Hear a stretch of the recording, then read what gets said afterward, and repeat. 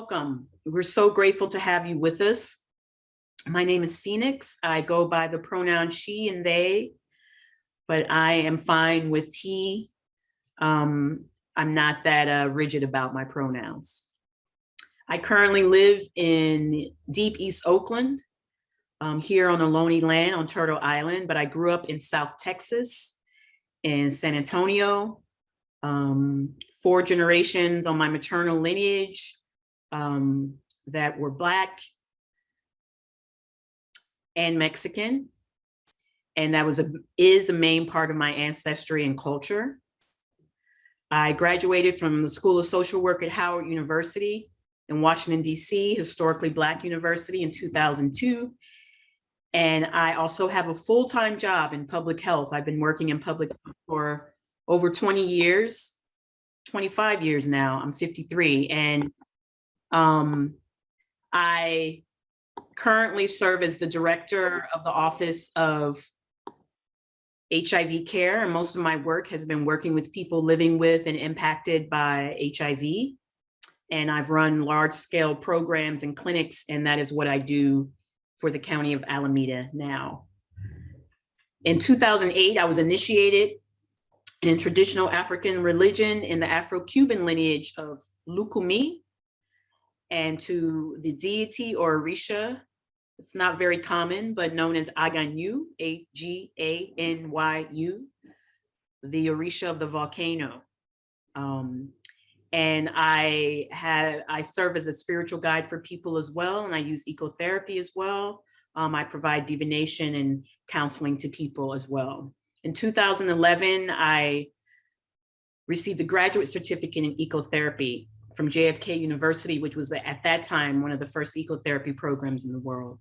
I say all of this to say that all of these different parts of me, I'm also a queer person, intersect to inform how I move in the world and informs my work, which led me to creating the Alliance for Ecotherapy and Social Justice in 2020, last year, just last year. I created the Alliance because, as some of you may or may not know, in the United States, the fields of ecopsychology, ecotherapy, forest therapy, anything to do with nature connection, nature and health and healing is dominated by white settler people. Graduate programs, training programs, and since the beginning of the field of ecopsychology in the United States, some people say started in the 1990s with Theodore Roszak, who's now an ancestor, has been very remiss in expanding and acknowledging and honoring indigenous people. Ecotherapy is nothing new. It's a different word for many indigenous ways of living. And also the field is sorely lacking and has serious blind spots around the intersections of race, justice, ableism, homophobia, all of that. And now it's been over 30 years. And if you look in any ecotherapy, ecopsychology program in the United States, it's still mainly white settler people. So I created the Alliance to move beyond that very narrow view of the work, but also because we know that Black, Indigenous, other people of color, and people with disabilities are disproportionately impacted by climate change. We are disproportionately impacted by violence, police violence, state violence, the criminal justice system. We are disproportionately impacted with health inequities. COVID laid that bare again.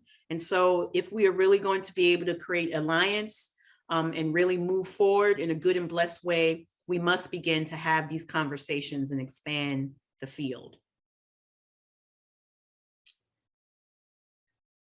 Before I begin, I want to take some time to honor the ancestors of the land where I am, my ancestors, and just say a prayer to ground us in today, and to give thanks and ask for guidance as we open up this space so that we can hear from people from the Inside Garden program and also hear from you as we begin today's dialogue.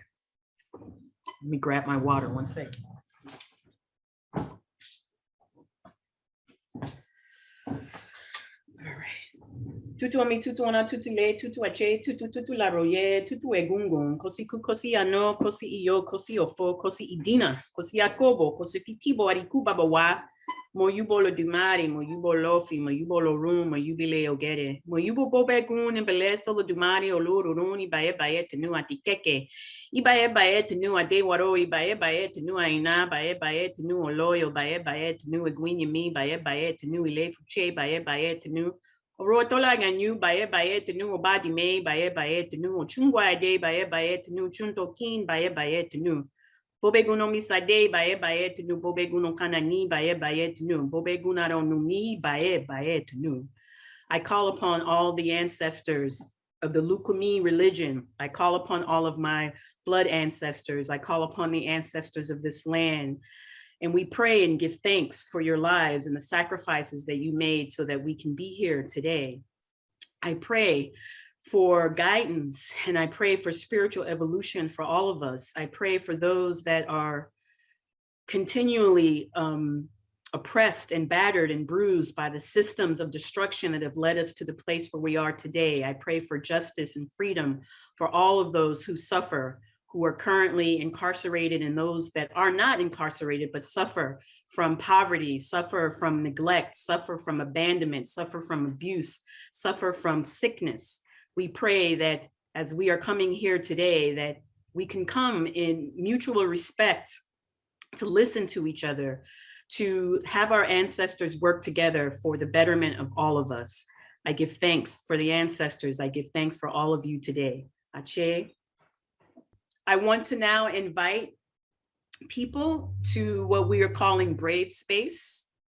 We know that when we begin to have these dialogues around social justice, around the earth, that it can activate us in various ways. And so I want to invite you into brave space, invite you to show up in the best way you know how, invite you to listen, to understand, to remember no one has all the answers. We ask that we all be mindful of different struggles. We ask that if you're real confident and comfortable in speaking, that maybe today you take a step back. And if you are usually maybe a little shy, we ask that you take a step forward. And so see, these are some of the, this is the invitation that we are offering you today as we begin these dialogues.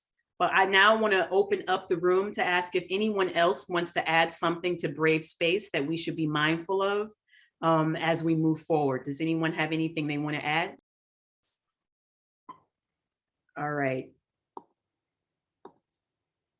If you are willing to take my invitation into this brave space, I would like to ask that you signify some way by writing in the chat yes, or putting a thumbs up that you are accepting this invitation into brave space. We're going to be patient with each other as we move forward. All right, everyone, thank you. Thank you so much. I am very, very excited and have so much gratitude to introduce Nay Coleman in the Insight Garden program. I've been following their work for a long time. As I mentioned, the field of ecopsychology and ecotherapy, the way it's taught, the way it's written is very narrow. And Insight Garden has been doing what I call community-based ecotherapy for many years. And I really admire their work. So Nay, I'm gonna turn it over to you. My name is Nasia Coleman. I also go by Nay. My pronouns are she, her, hers. I'm the Programs and Community Outreach Coordinator for Insight Garden Program through AmeriCorps Vista.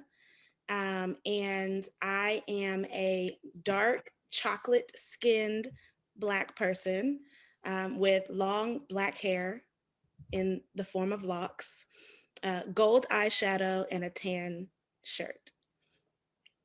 And we're Insight Garden Program. I'll pass it over to Margo to introduce herself so we can do that portion first. Thank you, Nay. I'm Margo. I am the Program and Operations Associate and a Program Manager at San Quentin. And I am a white woman with long brown hair. I'm in front of a blue wall with my friendly pothos plant next to me. And I am currently on Ohlone land and was born and raised on Pomo land. Thank Back you. to you. Oh, I am in Winston-Salem, North Carolina on Tutilo land and Kiawe land. We're an Insight Garden program. Our mission is to facilitate programs that reconnect people in prison and in reentry to self, community, and the natural world. On this slide, you'll see a picture of our garden at San Quentin in the Bay Area of California. Our curriculum is broken into 4 arcs of learning. The first arc starts off with environmental education.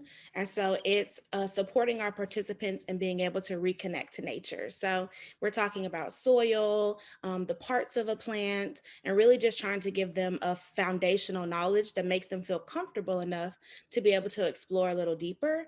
Once we go into arc 2, there they receive permaculture training, and we really utilize the garden as a classroom. Participants are able to design, create, and cultivate their own gardens. And so they decide where things go, what plants are brought in, and we work with them to really think about the whys of placing these various plants within their space. In the third arc, that's the inner gardening. And the inner gardening is, I would consider, the foundation of our work. That's where we're really looking at how can we take the garden education that we've learned practically and apply it to ourselves. And so that's thinking about what can I prune out of my life, or where do I maybe need to add more nourishment or sunshine in my life to be successful. And then finally, our goal is that everyone's going to go home. And so we really want to support our participants in being prepared for their reentry. And that's a piece of our work that we'll talk a little bit later has really expanded since the pandemic, really wanting to be able to support folks who may be released a lot earlier than they had initially planned. IGP is based all across California and also in Indiana and Ohio. We have facilities that are in the Bay Area, in Northern California, the Central Valley, as well as Southern California. We also are in 2 facilities outside of California in Indiana and Ohio. And on this slide, you can see a map of the United States, which highlights the states that Insight Garden Program facilitates programming. And just to say also that we work in women's facilities, medical facilities, and then we also work in one youth facility, but that prison is closing. So we love to see that happen. And I'll just highlight a few of the themes and values that underlie our program and are really important to us. The first and foremost being an anti-oppression framework. As Phoenix mentioned earlier, this work is intersectional. We are really focusing our energy on increasing our racial and gender justice work within our organization and in our program. Related to that, we also fundamentally believe that access to nature is a human right, and we want to cater to as many different learning styles and access points as we can. We want to make sure that people have a way in, no matter who they are. We also really value interpersonal work. Nay mentioned that ARC 3 is all about inner gardening, that every single class that we facilitate begins with a meditation. We're always using poetry and metaphors and group discussion to really draw out what's within of participants and give them an opportunity to not only just work with their hands in the garden, but really look internally and do some deep interpersonal work. We also believe in community empowerment. We want our participants to feel equipped to go out into their community, to grow their food, to cultivate health within their community and take care of themselves and their families, and really just break these cycles of intergenerational trauma. And to teach others how to treat each other with respect as well. So those are some of the values. I'm sure we'll talk more about all of these in a bit. I wanted to highlight some of those values are visible here in our garden design program. All of our prison gardens are designed and built by participants. So there is always community buy-in for these prison gardens. And here you can see sort of the transformation at the women's prison. CCWF stands for Central California Women's Facility. And you'll see in this slide, there's a very, very colorful and beautiful garden design that the women drew. And then there they are actually implementing it in the garden. We have women working with wheelbarrows and sort of looks like just building soil and adding compost. And here we have how that garden has blossomed and expanded with lavender and some beautiful plants on the prison yard. This is one of our largest gardens, and the women were very creative with their design and came up with the idea to build a lavender labyrinth, which is one of my favorite things ever now.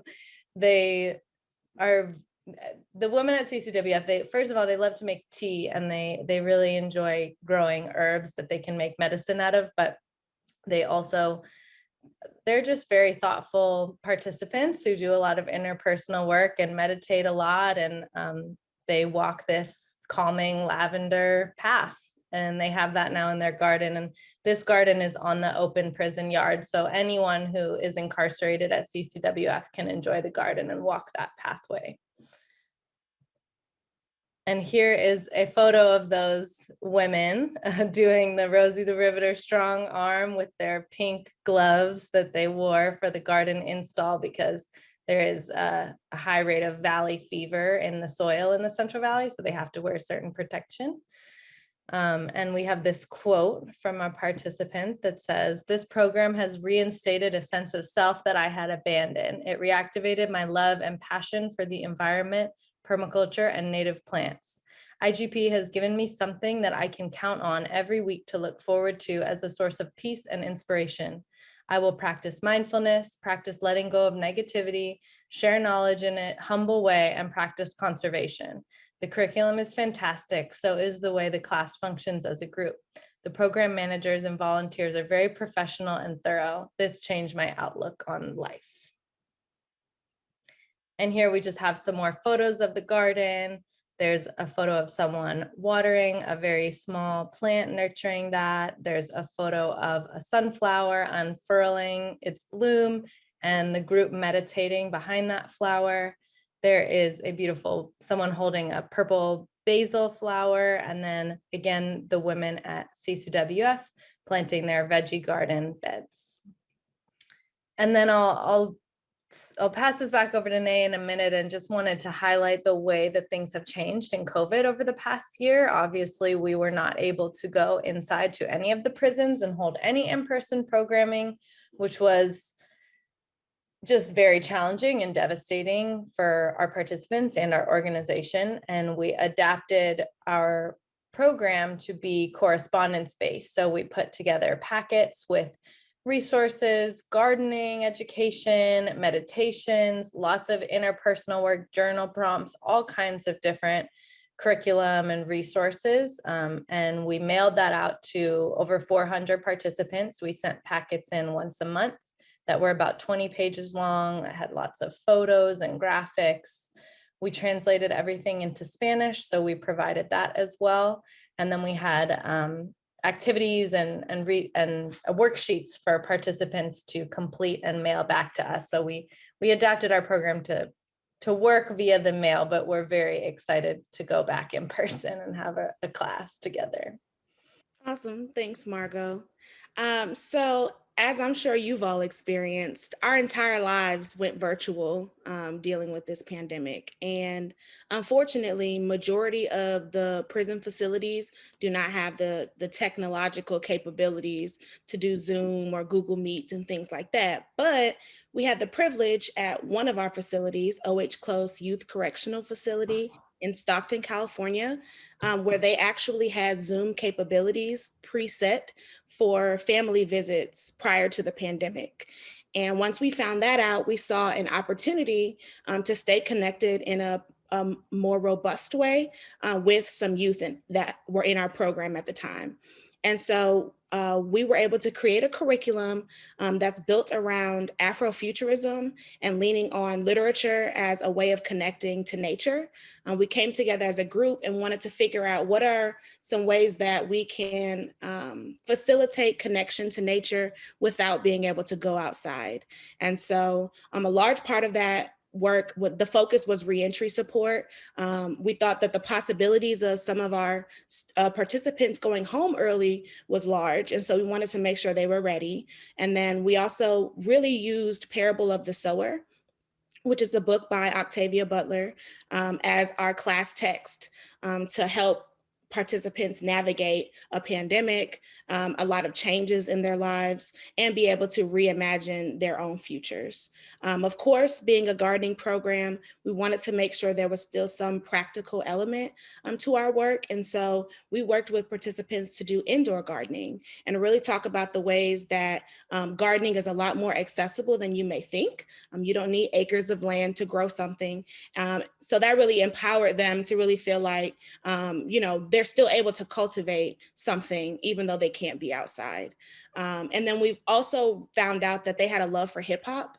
And so we use hip hop as a way to get their buy-in, to talk more about Afrofuturism and the environment, and to learn more about their own personal stories and the intersections of their lives. As we discussed, reentry support was our biggest priority. We feel like people have to prepare to come home. And so we were able to really think about what are the ways that we can fill the gaps for participants now that they were dealing with a lot of changes and shifts alongside us. With COVID-19, there are various things that participants had to do, for example, like quarantining for 2 weeks and, needing to learn more about the health implications and PPE, and providing those things to them was extremely important to us. We believe that representation matters. And so all of our reentry staff are formerly incarcerated themselves or systems impacted in a personalized way. And so people are coming from the heart and not necessarily just like theory when they're supporting people, and are able to really make these connections that are more mentorship based. And then here is images of our reentry team. One of our folks is on this call. Shout out to Gunner. And then here's our reentry model. And so we've created a questionnaire for participants that was sent out to everyone in our program, where it really kind of gets an idea of what it is that they already have in place and what they need. And so we're asking them about connections with family, if they have transportation, do they know when they're going to be released, and has that changed? Do they need letters of support or other things while they're inside, as well as what do they need when they're going to be released? And on this slide, you see a picture of the questionnaire. You see various images of folks doing reentry pickups. So they're wearing masks in vehicles and picking people up from facilities to take them to their next location. You also see images of various resources, cell phones, clothing, socks, deodorant, PPE, and backpacks for participants that are released. You see an image of some of our folks at a community garden, and someone standing in front of a very large tree at one of our reentry outings, which is something that we've put a lot more energy into since the pandemic, finding ways we can gather socially distance outside in nature using national parks and things as locations. And we just had our first reentry hike since COVID happened just last week, I think. So that's really beautiful to be back together, and we're glad to be able to offer some post-release support and just stay connected with folks. And I just wanted to highlight a few of the things that we're really excited about looking forward, including possibly being a permaculture certification program, or finding a way to have folks leave our program with some sort of credential, doing citizen science research in partnership with UC Davis, possibly building or growing a community farm / nursery / training center in Sacramento. Stay tuned on that. For Reentry, we're also excited about the opportunity of having lifer coaching. Look, there's Jamala actually in the photo here. Sorry, I forgot to describe the photos on the last slide, but we have a photo of two men standing with masks on, one of them being Jamala.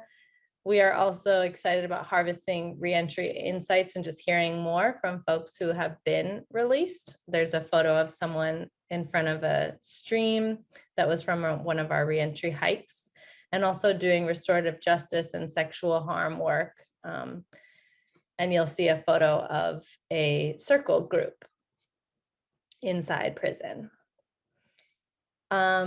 Yeah, so please stay in touch with us. Here's some information. We'll put this in the chat as well. Our website is insightgardenprogram.org. You can always email us at info@insightgardenprogram. Please do sign up for our newsletter. I'll put the link in the chat for that, or you can do it from our website. We have a lot of new things on the horizon, including some positions that we're hiring for. So yes, please follow us on social media and sign up for our newsletter to find out more. And I'll put all this information in the chat as well. Thank you so much. Since I have been in with people that call themselves eco-psychologists and ecotherapists, I'm just needing to breathe, because they all need to be in this particular panel, because this is ecotherapy. This is the intersectionality of it all. And this is a program that clearly shows how, using nature connection, garden with social emotional learning, with people that are incarcerated and oppressed, that there can be great empowerment, healing, social skills, environmentalism, all together at the same time. Those of us who walk our lives in intersectional ways, we know this by rote, but the field is just they're very far off in understanding this. So I'm very, very grateful for your work. Also in public health, all of this, what we're seeing and what we have seen is that for some people, many people, that during the pandemic as well, in order to survive, we need to know how to grow our own food. We need to be in communication with each other. That is essential. And so I'm really grateful for your presentation. It was very beautiful and clear and inspiring. And I want to encourage everyone to follow them. Their newsletter is always great. And to donate and support Insight Garden in any way that you can. So I'm very excited also to introduce Jamala Taylor. When I was connecting with the Insight Garden community, one of the things that I know as well, and they know through their work, in my work in the field of public health and HIV, most of the work the things that I've learned from people living with HIV. Everything I've learned around advocacy, around even learning how to advocate for myself at the doctor's office, I learned from Black women living with HIV. And so it's always important to hear from the voices of people that are directly impacted. They have the greatest wisdom, and they have a lot of experience and knowledge and transferable skills that can help us. So I'm very grateful and honored to introduce Jamala Taylor, for him to share a little bit about his journey and his experience in the program. So Jamala, I'm turning it over to you. Thank you so much. Thank you for having me. And I'd like to say hello to everybody and thank you for being here. My name is Jamala Taylor. I'm currently residing on Tongva people's land, otherwise known as Riverside, California, in a transitional home. I'm 6 feet tall, 205 pounds, brown skin, short haircut, big glasses, and hopefully a smile. I was incarcerated for 31 years. That recently came to an end, December 30th, 2020. So I've been out about 6 months. 15 of those years were served in solitary confinement at Pelican Bay State Prison. For those of you who may not know fully what Pelican Bay State Prison is, it was something that was developed with the intention of, in my opinion, breaking the spirit of human beings. And for some men that happened. Some guys lost their mind, literally went insane because of the isolation. You're in a cell 23 hours every single day. There are no windows in the cell. Your interaction with sunlight is absolutely minimal. In every way that they can isolate you or minimize external stimuli, they do. And for me, it was 15 years.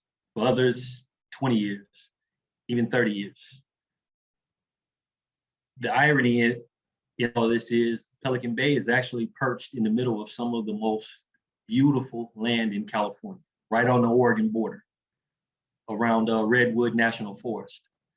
And I can recall the bus ride up and, seeing these big redwood trees, I mean, big enough for 2 buses to drive through simultaneously.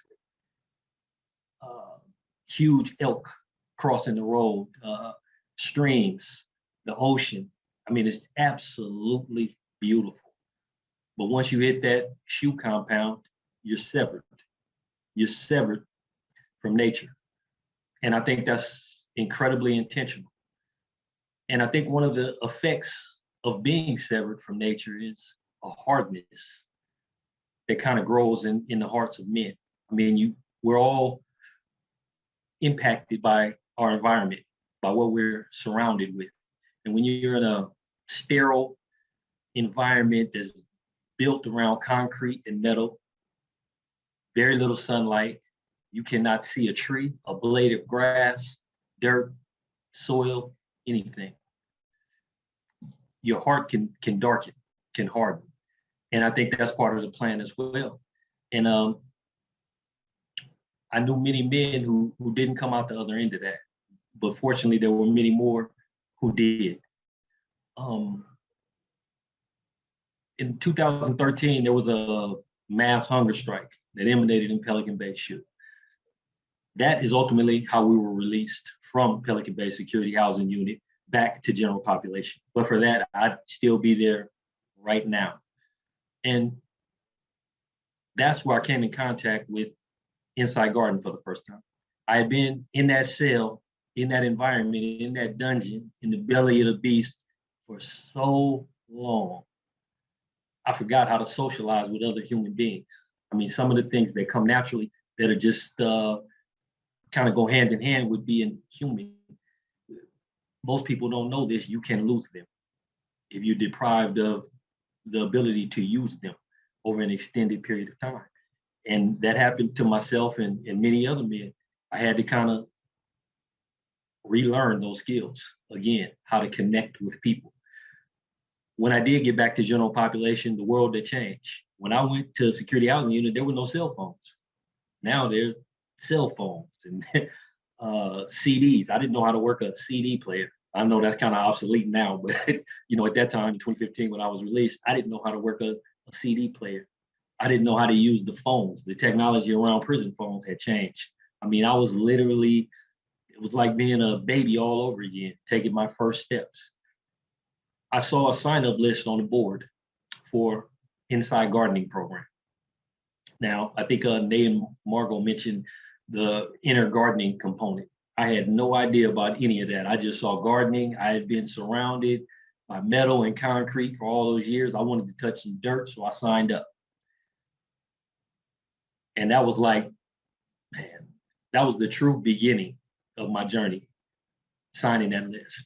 A couple of weeks later, they took us behind the wall to actually attend the class. We had to get strip searched and go through all of the things you have to go through in prison.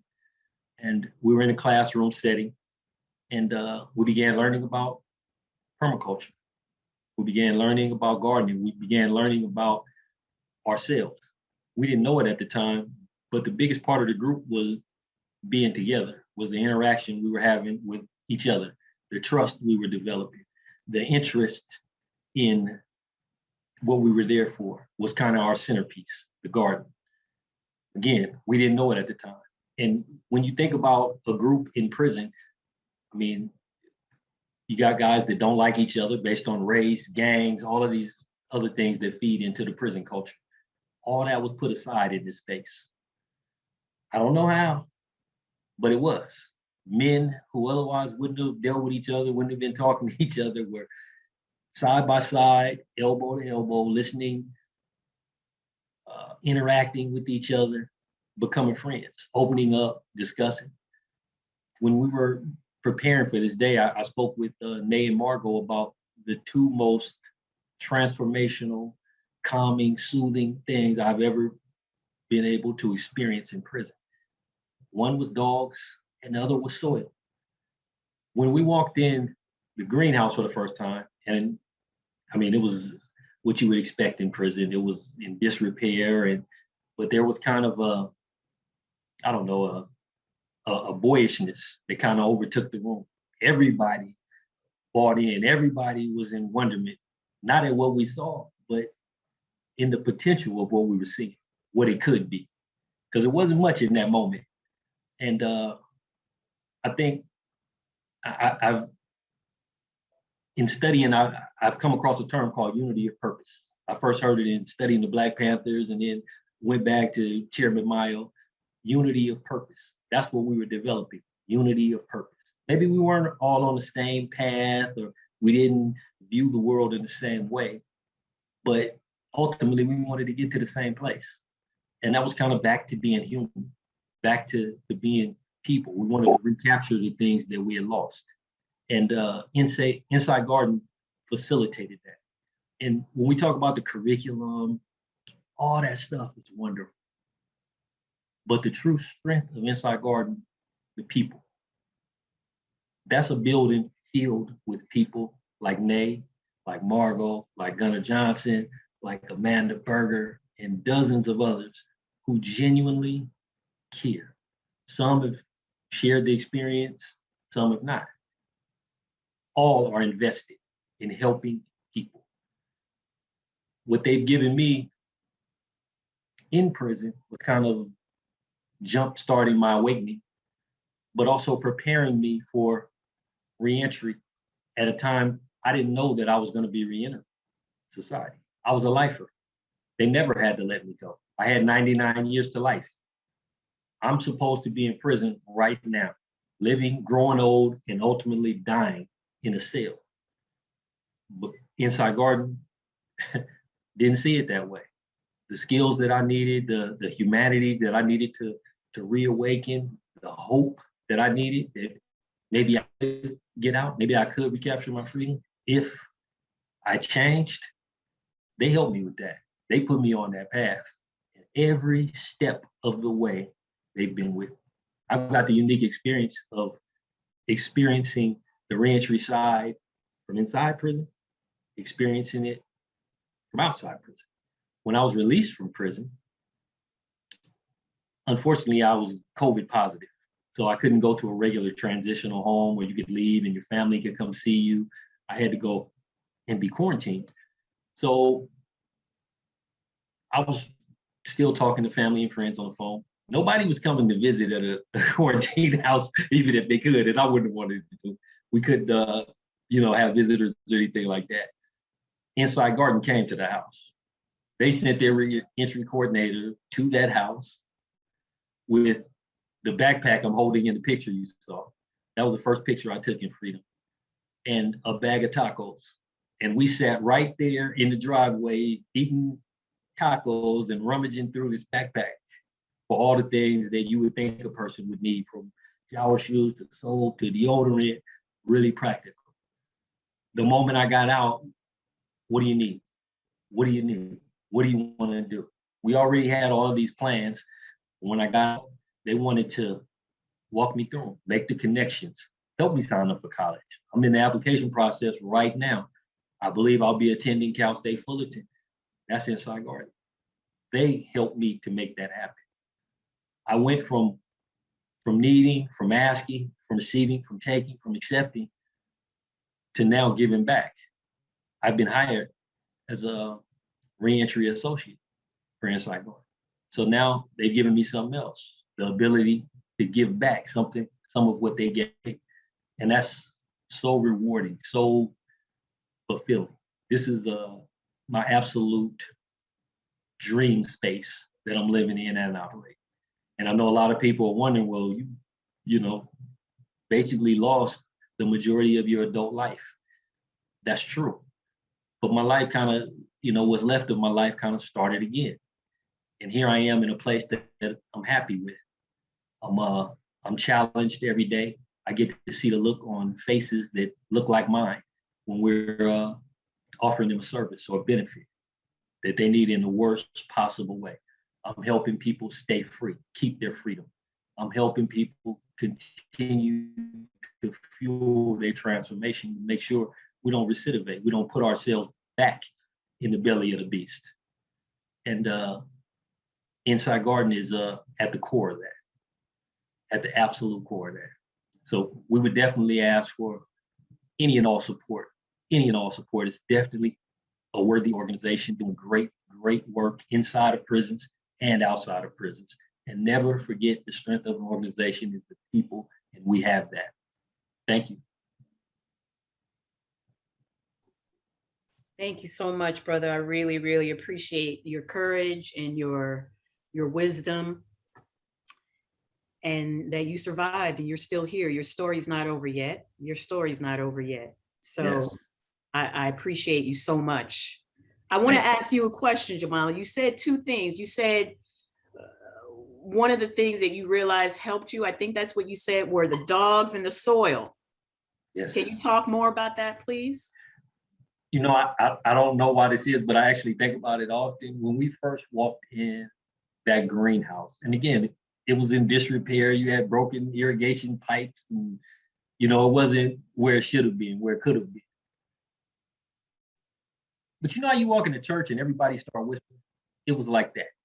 And I don't know why that is, but every voice was down. I mean, there was just, and I just think it came down to everybody could immediately see the possibilities.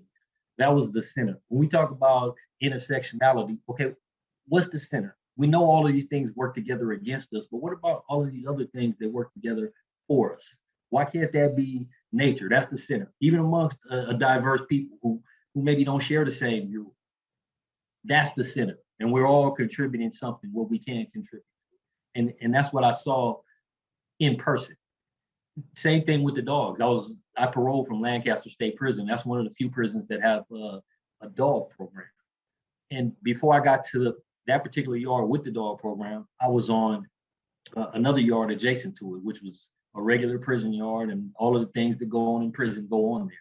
And I would see guys come from that yard over here, get in the dog program, and they're making all these loving, beautiful, that they wouldn't have been caught dead making on the other yard. I mean, it just, I don't know, it kind of softens rough edges. It kind of allows a person to open up, be who he or she really is. And I see the same thing with the soil. It's something about kind of bringing life into the world. There's something about planting the seed and then eating the bounty and feeling like you did that, we did that.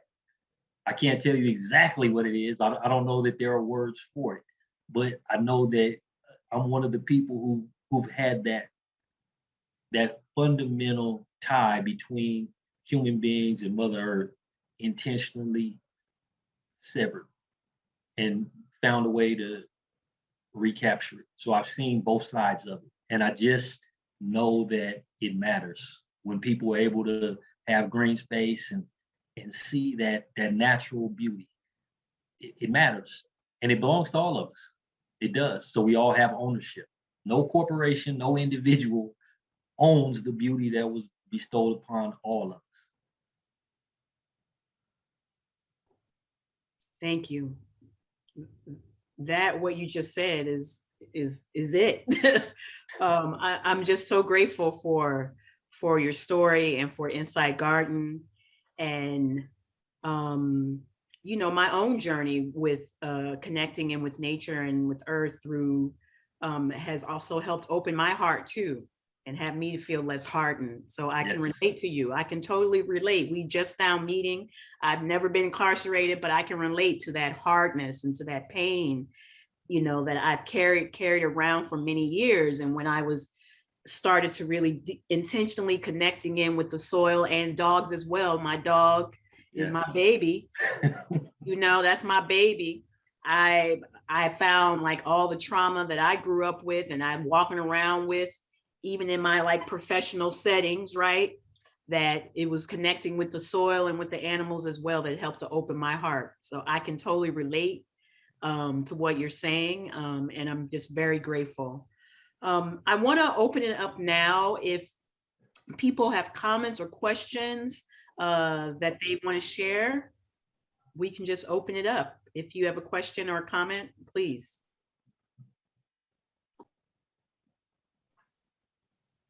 Jamala, you answered a little bit about how you got your way into the program, but I wondered if you or someone else could talk more about how inmates get to the program. Like, it sounds like it's all volunteer based, but I'm wondering, like, are there limits on who's allowed to participate? Do you do any advocacy to try and expand the group to more inmates? Yes, absolutely. Curious about how that works. Great question. In prison, you can only have so many people in a space at a particular time. Now, pre-COVID, we would have, say, 30 people, whether it be inside garden or AA or NA or whatever the particular group was. And there'd still be waiting lists depending on the particular class. And it'd take a really long time to come up on that waiting list and actually get into class. Now, post-COVID, they're never going back to 30 people in a single space. So you can imagine what that's going to mean. Now, I think the beauty of Inside Garden is our transformation from actually being there in person to the correspondence course. I'll let Margo take it from here, if that's all right, Margo. Yeah, thank you. The correspondence program really allowed us to expand the amount of people that we were reaching. We were able to send our packets to people who had been on our roster, but were not officially on our roster anymore, to people who are at different prisons that we don't normally work at. Someone asked a question in the chat if those are the only institutions that we work at, and currently they are. We had a kind of a big expansion period where we were like going to every prison, and we expanded to a bunch of different places. And right now we're interested in deepening those programs that we do have. But if there is a place that you think we should be, please do reach out. Yeah, and I'll just say that each prison is a little bit different too. Like, some programs are allowed to be a little bigger. Some programs have more restrictions on who can go to what. Like at San Quentin, we work at H unit, we work at a reentry yard, and people from the upper yard are not able to come down, but people from the reentry yard are able to go up to the upper yard to program up there. So every place is a little bit different. And I think we want to reach as many people as possible, but right now our classes have been max capacity at 30. And we have staff who run those programs. So we have part-time staff who manage the programs, and co-facilitators, many of which who are formerly incarcerated, who help to facilitate the program as well. And then we have lots of volunteers who are willing to help us. And if you're interested in volunteering, please reach out as well. It's quite easy to get volunteers for San Quentin, although we always welcome more. But if you happen to live in the Central Valley or somewhere a bit more rural, that's really where we need a lot of support these days. Somebody has a question in the chat. I'm curious how you engage choose sites for garden programs. I'm based in Indiana and was surprised to see us on the list. Yeah, that's a good question that actually Karen or Amanda, who are in this meeting as well, could probably answer better than I could, but I'll do my best, which is just that we try and work with prisons who are really just willing to work with us. As you can imagine, a lot of these prisons are very difficult to deal with and make it challenging to build a garden. We need space, we need tools, we need like pruners to be cleared, and prisons, like the staff really determines how they operate. So the community resource manager at prisons, at least in California prisons, is usually our point person. And we want someone who's really invested in rehabilitation, who's really invested in these community programs and wants to make our job possible and easy. So that's sort of how we start the search for which prisons to expand to. In Indiana, we worked at 2 youth prisons. At one point, we work at Logansport currently, and we worked at LaPorte as well. And we closed the program at LaPorte largely because the conditions were not, it was impossible for us to make our program work. The staff wasn't invested. They didn't have the resources. They weren't making it happen. And they weren't willing to let us really make it happen the way we needed to. So we had to close that program. Yeah, it is hard to work in other states. I'll say that at this point with California Department of Corrections, we have a relationship. We're grant funded by CDCR. It's easier for us to work in California state prisons, whereas expanding to other states is kind of a whole different game. And I also just want to mention quickly that we are also part of this really awesome organization called Transformative In-Prison Working Group that is a collective of in-prison community-based organizations. And so we have this like powerhouse of organizations and people who work together and advocate for change at a state legislative level, as well as just supporting each other and how we run and operate our programs. So I just would be remiss not to mention that resource that we have. Thank you, Margo. Does anyone else have any questions or comments? Put in the chat, or you can just start speaking on screen. I had a quick question, just because I heard you mention something about legislation. Are the inmates at all allowed to participate in like environmental activism in some form or fashion, like letter writing or anything like that? Yeah, again, that depends on the location. And we do make an effort to use humanizing language, such as incarcerated person or people in prison, just a note. And yeah, so we also, one of our community partners is Ella Baker Center. So when there are legislative actions that need to be taken, we've had them come in and visit the program and, you know, give folks info about letter writing campaigns and things that are going on and how they can advocate for their rights as people in prison. We've been loosely involved with fights to restore voting rights and all kinds of those things. And we try and make that information available to our participants as well. But we don't do a ton of legislative advocacy. We do a lot of work with it, like the TPW collectively, which we're a part of, we do. And that's more for, we've been working to get a larger budget for community-based programs to take some of the money from the CDCR's budget and put it into these rehabilitative, restorative programs and things like that. So we really turn to our other partners when it comes to that type of legislative work. There's another question. I'm sorry, go ahead. Oh, I was just saying thank you. I could imagine being connected, you know, having a collective purpose and being a part of that would be really powerful and really great. So, and thank you. Thank you so much. I want to just gently remind, if you ask a question, before you start, say your name and describe yourself on screen, right? So I just want to ask if you can do that, please. There's a question in the chat. Is produce from the gardens able to be used to supplement nutrition at each facility, or is it not that kind of volume? We don't have that kind of volume currently. I wish we did. And certain prisons, again, prison by prison, have rules around what we can and can't grow and what we can and can't eat. So I can speak to St. Quentin, for example. We partnered with Planting Justice many, many years ago and built some veggie beds that we use to grow things like strawberries and lemon verbena and tomatoes. And we had that garden for many years, and we donated the produce to a community food bank when we did harvest. And we worked with the warden and really fought for our ability to be able to eat that produce. And now we are able to, once a month or so, we're able to harvest and then share that meal together.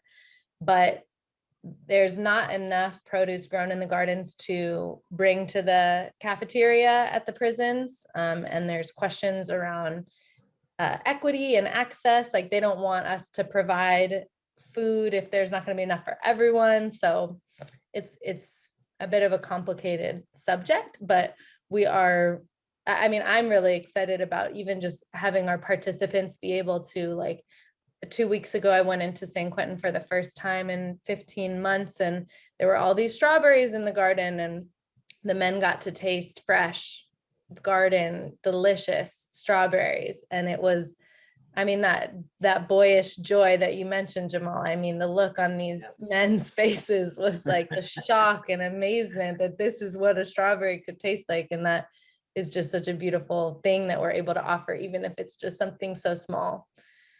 But we do, a lot of the men do like to harvest herbs and different things from the garden. At San Quentin, we also have a garden that's on the open yard, so everyone is able to access it. And we have yarrow and lavender and sage and different things that folks will harvest and make little teas with and take back to their cells or their bunks to use. And to underscore something that Margo said earlier about every pen being different, in Lancaster, they kind of had a problem with us taking things out of the garden. But again, that's a maximum security prison, so they're going to kind of be over the top on pretty much everything. So it just comes down to, each and every prison, and even yard to yard within a particular prison. In the chat, Amanda is asking if we could comment on activism. Is it safe for people? And I would say absolutely. I understand the stereotypes about prison, like maybe there's going to be some kind of takeover or somebody's going to get attacked. It's safe, it's respectful, and it's appreciated. I was speaking to Margo and Nate a few weeks ago and telling them how much what they do matters to the men and women behind the walls. It's a great thing to have contact with people who are free. For many years, the first maybe 20 years I was in prison, they didn't let free people come into prisons, not in maximum security prisons. You didn't see that. Now, with college classes and self-help classes, there's always free people inside. There's always tours. There's always different organizations trying to put forth programming. There's a lot of room and space for a variety of different organizations, people, volunteers. So yeah, we absolutely encourage you to come into prison and share a little light. It's very much needed and appreciated. Thank you very much. I want to encourage people. I put in the chat, and I'll put it again, Jamala's Cash App, to give him some coins to help him in his reentry. And, he's sharing his professional expertise here. We have a limited budget with the Alliance, but we were able to offer him a stipend. But I also, it's very important to help people as they're reentering into society. I worked for a long time in Washington, D.C. At a drug treatment program where my job was to go into the DC jail, and people would write letters saying they wanted treatment, and I would go into the jails every day and interview men and women and help them with their reentry. And the prisons in our society doesn't provide enough support for people, the men and women in other communities that are coming out of these systems. So I want to encourage you to, I'll put in the chat again, to if you were part of any kind of a church when you would have to tithe, I would encourage you to tithe today to Jamala so that he can be able to get what he needs to survive. Any little bit counts. It's important that when we have people from communities that have been impacted by this oppressive and violent system and culture that we live in, and we ask them to come and share their stories in front of strangers, and usually it's like people of color, and there's a whole thing around this, right? It's important that we pay people and pay them for their time and their expertise, and it's not just like some performative thing, that we really see them as our fellow human beings. And just as you would get paid for going to speak, we ask that you help support Jamel on his journey. So that's my little soapbox about that. I'll put his Cash App in again. Also, you see the impact of the work of Inside Garden. Imagine if there were Inside Garden in every single facility in this country. You hear from Jamala's story about the healing that he has had from participating in this program, and also the staff, what they've grown and learned. So we want to make sure that we put our money to support in these programs as well that are severely underfunded. So I invite you to do that as well, including donating to our organization. But I really want to lift up Inside Garden and Jamala right now and ask that you give some money to people. Thank you so much. Yeah, my brother, for sure. I also want to, I just also want to share just the things that, Jamala, like the language that you were using around your own connection into your boyishness, your youthfulness, your humanity. This is what psychologists talk about when we talk about like attachment theory, right? That you were able to find a sense of attachment through the soil and with the animals. And that is what has been helping you to manage your own inner garden and find the peace within yourself. This is mental health work, right? Not everyone has access to paid therapy, insurance, etc. My view as an ecotherapist is that you do not need a clinical license to practice this. Jamala can be an ecotherapist just with his experience and knowledge. I'm sure he knows more about planting than I do, and connecting in with the earth, right? That the lived experience of people is very valuable. And especially, we cannot wait for these Western white supremacist therapy systems to change, right? And ecotherapy can be more accessible to people. And you just hear this right now through Jamala's story, Inside Garden. And it's my soapbox, what I've been talking about in this field for many, many years. I want to see if anyone else has any comments or any questions or anything that they want to offer. Please jump in. Hi, my name is Vera, and I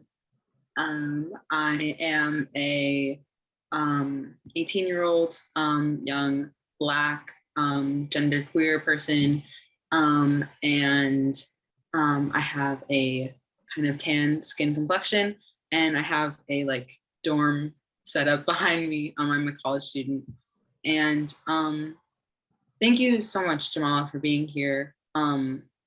It's been incredible to hear everything that you've shared with us, and I feel so blessed and thankful to have been in this space.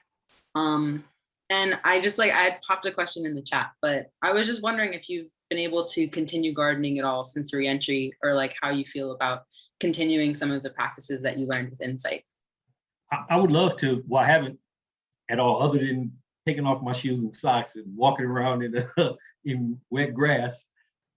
I would love to get involved in community garden when I ultimately get to where I'm going. I'm in a transitional house right now. So yeah, I've been pretty much trapped in this space, but hopefully soon things will change. Thank you. Maybe if everybody donates to Jamala's Cash App, we can buy him a little plant. Get you a little tomato plant or something going this summer. Thank you, Margo. I put his Cash App in the chat again. Does anyone else have any other comments? I don't know if this is, so my name is Daria. I'm a middle-aged white woman with hair down to my ears. That's brown with gray stripes. And I have, I'm in a background with brown walls and a larkspur print behind me. So, I just wanted to, in response to Vera's beautiful question, just remind all of us that even for me right now, when I look out my window, there's a street tree that I can see out the window. It's a liquid amber. and the leaves are brilliant, brilliant green, like a 4-leaf clover green, and they're moving in the wind. And so, you know, even without access to a garden, we can have access to nature, and Yes. just Great to point. remember that. And Yes.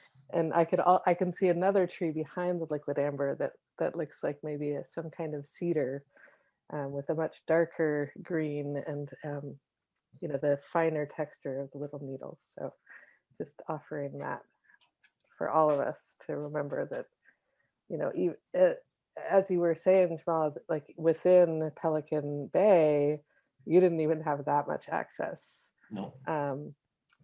And really appreciated how you talked about, you know, that you were being forced to sever a relationship that you clearly had because you noticed on the drive up the environment around you. So yeah, just wanted to like notice my own connection right now. Yeah.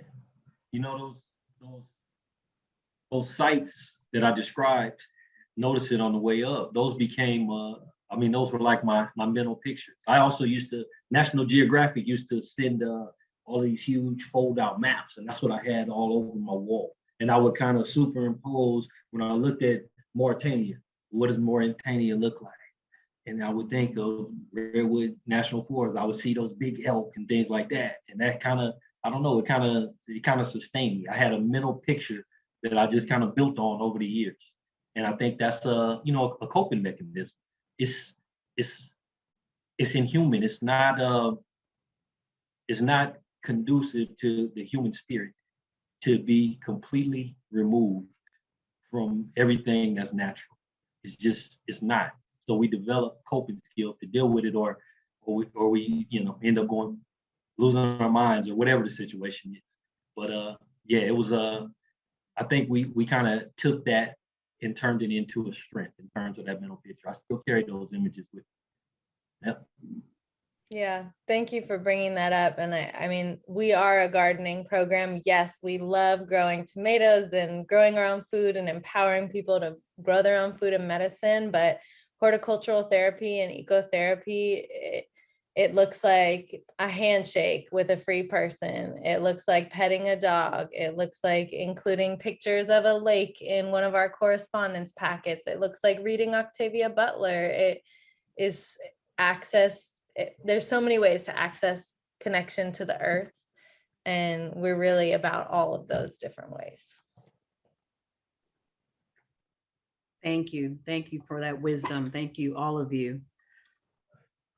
I want to give one last round of applause to Jamala and Margo and Nay for your time and your flexibility with me as I was trying to coordinate this. The only way I was able to do these dialogues this time is that I had a small group of people that volunteered, and they were in different parts of the country, and we were able to put this together. So thank you to Marisha, to Julie, and the other volunteers who may not be here who helped us put this together. I want to just end on one last note that I really appreciate Margo when she mentioned humanizing language, right? So, you know, when we're talking about people that are re-entering society, who are incarcerated or formerly incarcerated, and just how listening to Jamala's story, he has a lot of wisdom and skill and experience that not only people that are incarcerated or formerly incarcerated need to hear, but we all need to hear and learn. I learned so much from his story. I was able to relate to his story, to my own hardness that I've had, and how connecting to the earth and to dogs have helped me as well. So I want to lift you up, Jamala, and you know, just encourage you to keep moving forward and speaking to the people and doing your work, and reach out to us if you need anything. The Alliance is here to support you in your path as well. So thank you all very, very much. I'm just really grateful. My heart is full. It's really, really full. This is really beautiful in a time that's very harsh for many of us right now. This is just a very beautiful light, shining light and beacon for us to hold on to. So thank you all for your time. We really appreciate you. And I hope we can connect again soon. Thank Yes. you. Thank you so much for having us. Thank you.